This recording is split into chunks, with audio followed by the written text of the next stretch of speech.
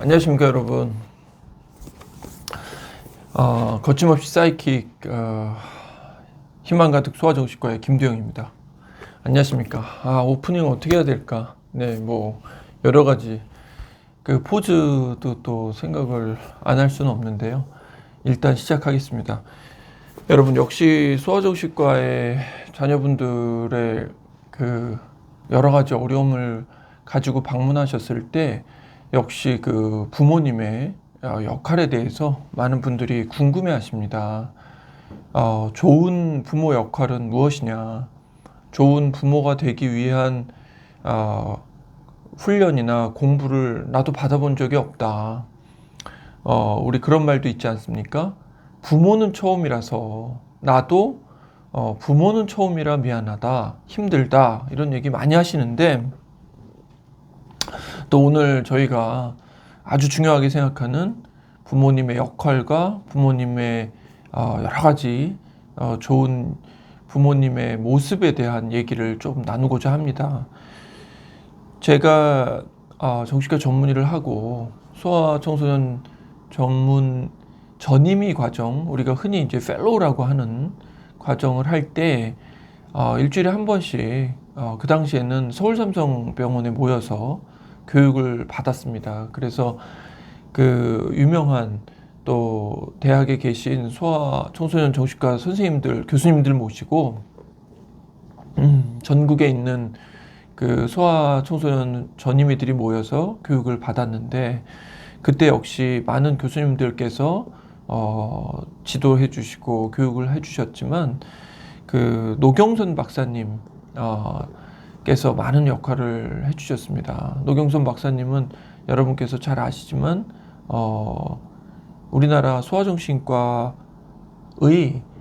아주 그 원로이시고 또 많은 역할을 하시고 또 많은 저서로서 그 부모님들에게 이런 좋은 부모 역할에 대해서 알려주신 분이셨죠. 또 교수님께서 쓰셨던 책 제목이 아이를 잘 키운다는 것, 이 책으로도 굉장히 유명한 분입니다. 꼭 부모님들께 추천드리고 싶은 책이고요. 오늘 여러분들에게 죄송합니다. 이 토요일 아침에 제가 촬영을 하는데 간단한 10가지 그 노경선 박사님의 책에 있는 내용을 가지고 조금 더 전달하는 그런 시간을 갖도록 하겠습니다. 여러분께서도 아이를 키우면서 여러 생각을 가지시게 되실 겁니다. 행복한 아이로 키워야 되는가, 또 이렇게 힘든 시대에 경쟁력을 갖춘 아이로 생존을 위한 무기들을 잘 이렇게 완성시켜 주셔야 되는가, 여러 가지 생각이 교차하실 겁니다. 무조건 행복이라고 하는 생각, 편안하게만 해주는 것이 또 옳은 것이냐, 초등학교 저학년부터도 좋은 습관을 만들어주기 위해서 애써야 되는 것이 아니냐, 부모의 역할과 학부모의 역할은 정말 좀 다른 지향점을 가지고 있는 것이 아니냐 등등 여러 생각이 있으시겠지만, 오늘은 조금 더 총론적인 부분, 또 가장 원론적인 부분이 가장 중요하다고 생각해서 그 부분을 좀 말씀드리고자 합니다. 그 노경선 박사님의 책에서는 행복한 아이로 키우기 위한 10가지 덕목이라 이렇게 정리를 하셨습니다. 그래서 역시 첫 번째는 부모와 자녀는 무조건 친해야 한다. 자, 이 말부터 조금 하겠습니다. 여러분, 그런 얘기들을 많이 하십니다. 공부를 좀 시키고 싶은데 아이가 도무지 공부를 하려고 하지 않는다. 응? 말 들으려고 하지 않고 그저 하기 싫다고 하고 어렵다고만 하고 거부적인 태도를 취하는데 그때 내가 어떻게 도와줄 수 있는가, 이런 얘기 많이 하십니다. 자, 그래서 여러분, 첫 번째, 무조건 친하셔야 합니다. 여러분, 우리가 어떤 태스크, 일을 할 때 그 일을 누가 지시했느냐, 누가 부탁했느냐가 상당한 의미를 가질 때가 있습니다. 물론 직장에서는 나와의 관계나 친밀함과 상관없이 주어지는 일, 처리해야 되는 일도 있으시지만, 그러나 나와 관계가 좋은 사람의 부탁이나 그 의뢰를 더 잘 처리하려고 하는 것은 사람의 기본적인 마음이고 입장입니다.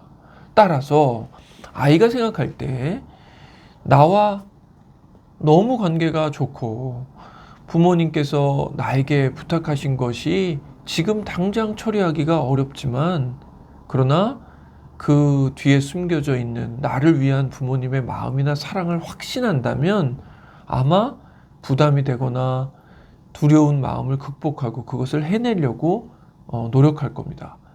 말씀드려 놓고 보니까 좋은 관계의 최종 산물이 어떤 어려운 일이 또 공부를 시키고자 하는 그런 어떤 특별한 목적을 가지고 있는 것이 아닌가, 이렇게 조금 오해의 소지가 있게 말씀드렸지만 실제로는 친해야 위로도 되고 친해야 훈육도 되고 친해야 격려도 먹힙니다. 여러분, 친하셔야 됩니다. 친하시려면 제가 예전에도 말씀드렸지만 아주 예외적인 경우를 제외하고는 역시 많은 시간을 보내셔야 됩니다. 제가 어렸을 때 들었던 말 중에 이런 말이 있었습니다. 좋은 친구, 깊은 우정을 나누려면 함께 먹고 함께 놀고 함께 친구네 집에서 잔다 그랬었던가, 그런 얘기를 들은 적이 있습니다. 동거동락하는데 어찌 친해지지 않겠습니까? 어찌 관계가 깊어지지 않겠습니까? 그 첫 번째 항목을 말씀드렸고,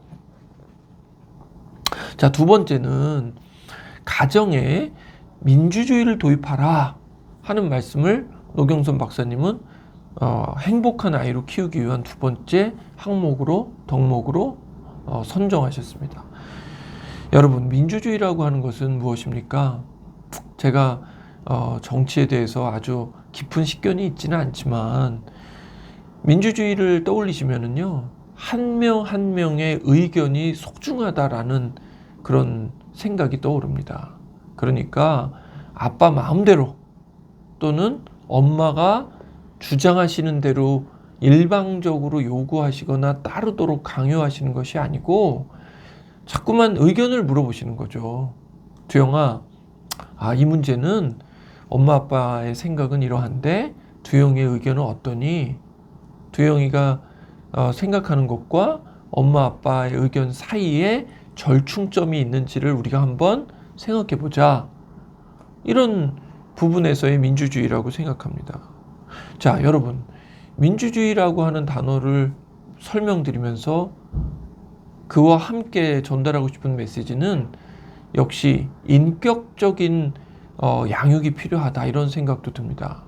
여러분, 제가 가끔 말씀드리지만 미국에 제가 어학연수 갔을 때의 일입니다. 대학교 1학년 때.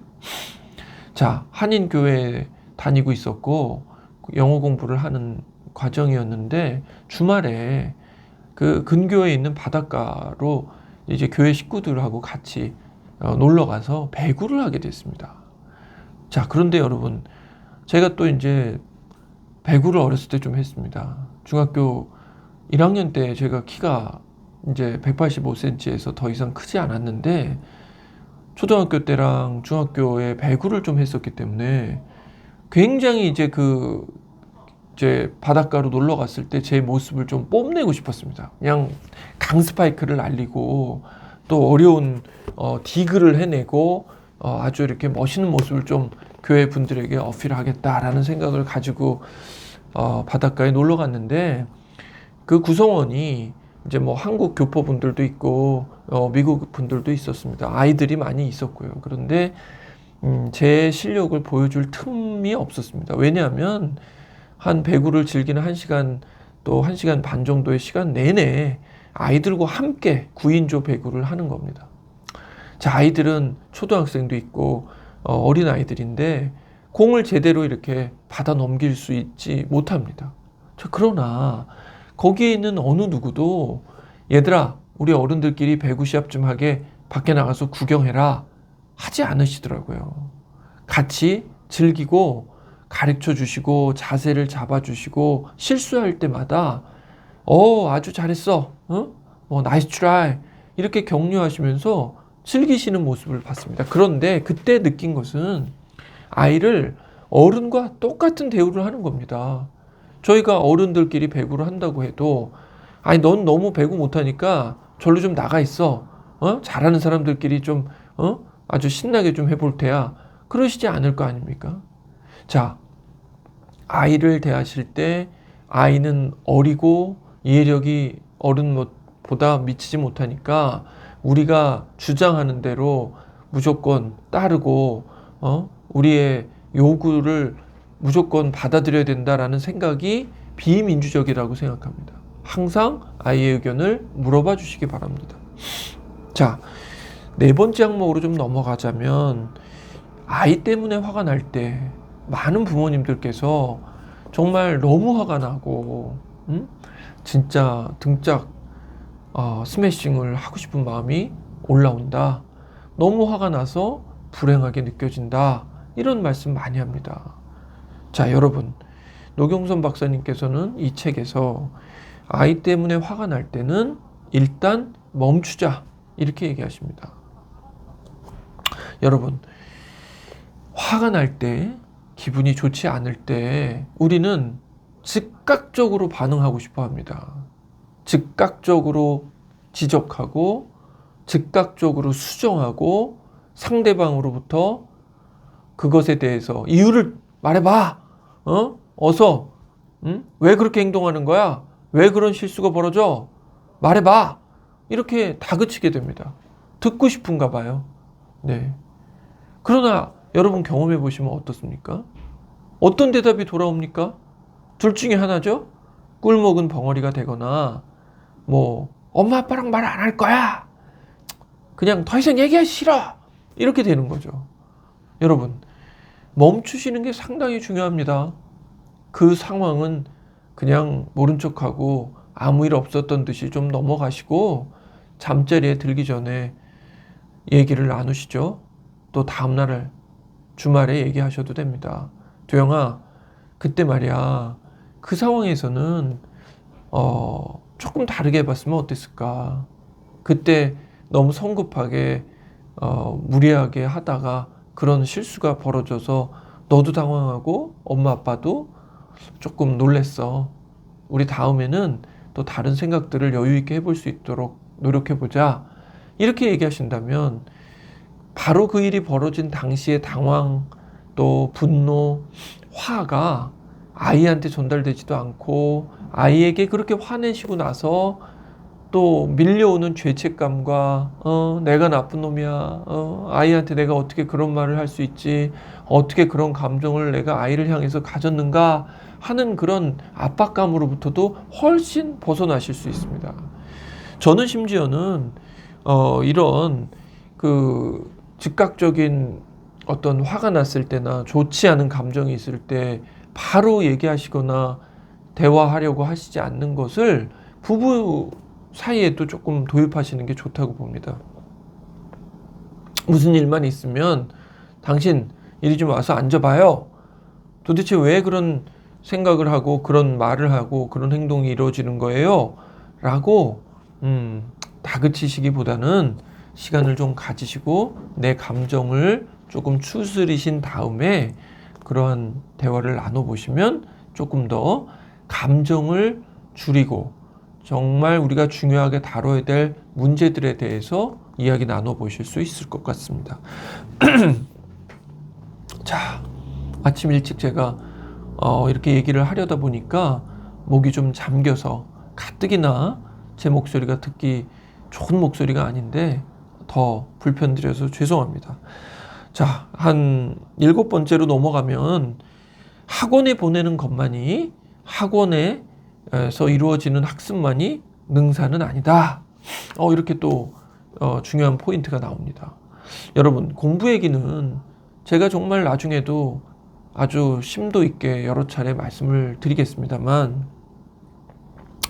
저도 우리나라의 사교육을 많이 받아봤고 특히 고등학교를 제가 당시에 이제 저희 어머님께서 공부를 한번 열심히 시켜보고 하고자 하는 마음으로 파락군에서 대치동에서 이렇게 졸업을 하게 돼서 경험을 좀 해봤습니다.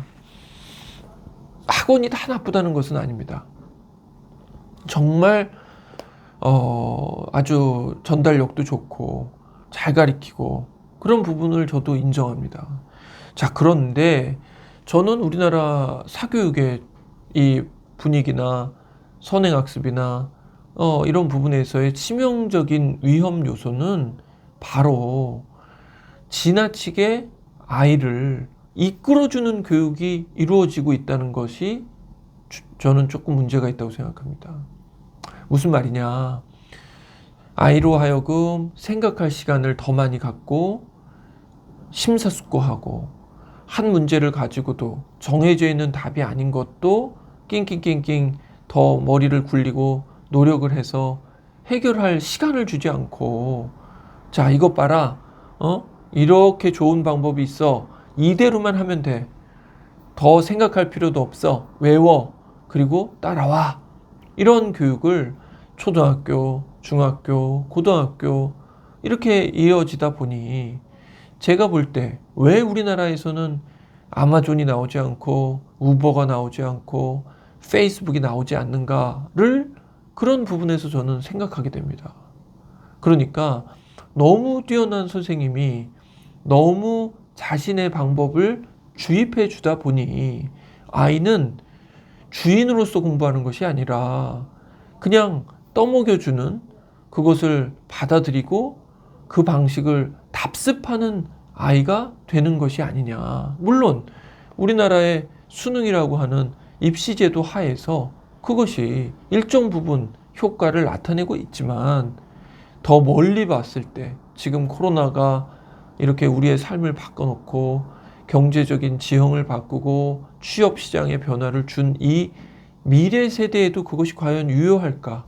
그것에 대안으로서 저는 아이에게 충분히 생각할 시간과 자기만의 방식을 찾는 시간과 자기에 대한 확신을 가질 수 있는 그러한 경험이 반드시 필요하다고 생각합니다. 자, 여러분, 또 그 다음 항목은 과잉보호는 아이의 정서적인 성장을 방해한다. 이런 것을 강조하십니다. 저도 비슷한 생각이 있습니다, 여러분.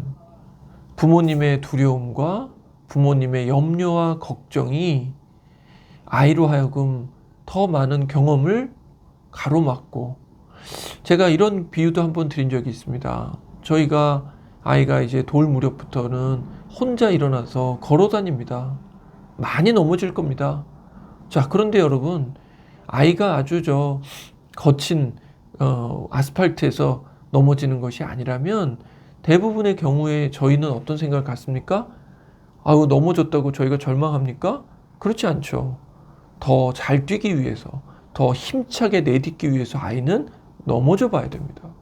자, 그런데 부모님께서 너무 걱정하셔서 혼자 충분히 걸어서 넘어지고 다시 일어나고 힘차게 뛰어갈 수 있는 상황을 미리 줄이고 차단하고 제한하신다면 아이는 그러한 경험을 많이 못하게 될 것이고, 그것은 아이로 하여금 경험을 줄이는 것뿐만 아니라 그 경험을 바탕으로 성장할 수 있는 기회조차도 줄이게 됩니다.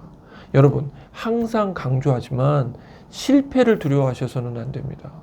아이가 문제를 풀고 또 도전을 하고 그럴 때마다 성공이 저희의 기쁨입니까? 그렇지 않습니다.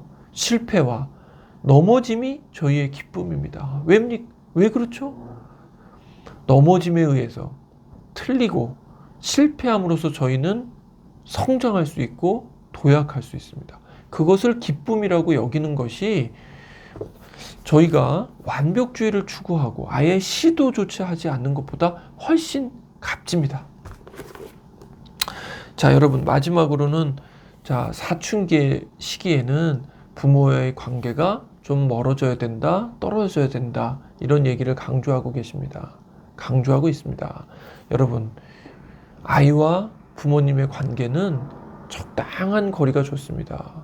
너무 아이와 하나라고 생각하셔서 아이가 문제 하나 틀릴 때마다 눈물 흘리시거나 아이가 인간관계에서 상처 입었을 때마다 가슴이 미어지시는 것은 저는 그렇게 좋지 않다고 생각합니다. 아이는 아이의 삶이 있습니다. 사춘기 때 멀어져야 됩니다. 건강하게 떨어져 봐야 됩니다. 그것이 바로 독립이고 자립이고 건강한 분리입니다. 자, 여러분, 아이를 잘 키운다고 하는 것 그렇게 간단한 일이 아닙니다. 힘든 세상에 변수가 너무 많습니다. 그러나 여러분, 사랑하고 있지 않습니까? 사랑을 주실 수 있지 않습니까? 또 아이의 순수한 사랑을 받고 계시지 않습니까? 그것이면 충분합니다. 여러분, 제가 소아정신과 의사가 된 것이 제 인생의 가장 큰 행운이라고 생각하는 사람입니다. 아이들의 모습을 볼 때마다 아이들의 미래를 기대하게 되고 아이를 도와주시려고 하는 부모님의 그러한 아름다운 모습을 보는 것도 저에게 큰 기쁨입니다. 지금 어려운 문제가 있으시더라도 절망하지 마시고 함께 노력하시죠. 저는 안양 범계역에 있는 희망가득 소아정신과의 김두영 원장입니다. 저희 희망가득 의원이 개원 10년째를 맞이하여서 11월 이제 얼마 안 남았는데 ABA 통합발달센터를 시작합니다. 특수체육과 ABA 치료와 음악치료 등을 추가로 준비해서 발달에 촉진이 필요한 아이들과 함께 하려고 합니다. 많은 응원과 또 격려 부탁드리겠습니다. 오늘 영상 여기까지 마무리하고 또 주말 또 충전이 되시는 좋은 시간 되시기 바랍니다. 화이팅입니다.